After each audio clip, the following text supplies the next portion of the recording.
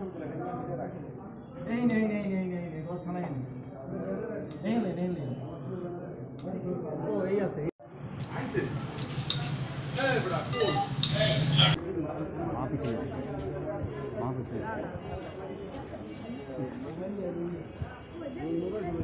Auto আইছে তো sir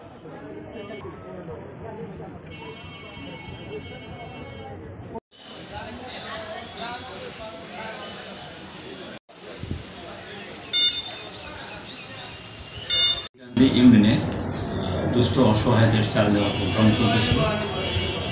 সেই সময় কিছু ভুক্তভোগী ইউনিয়ন পরিষদে যায়।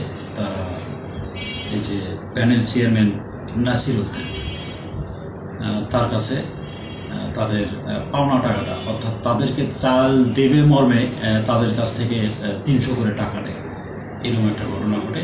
তখন এই ভুক্তভোগীরা তাদের কাছে টাকা চাইতে গেলে সে অস্বীকার করে। তখন সেখানে একটা বিশৃঙ্খলা হয়। তখন ওই মুহূর্তে আমাদের গলাচিপা সেনাবাহিনীর টহল দল ওই এলাকায় ছিল।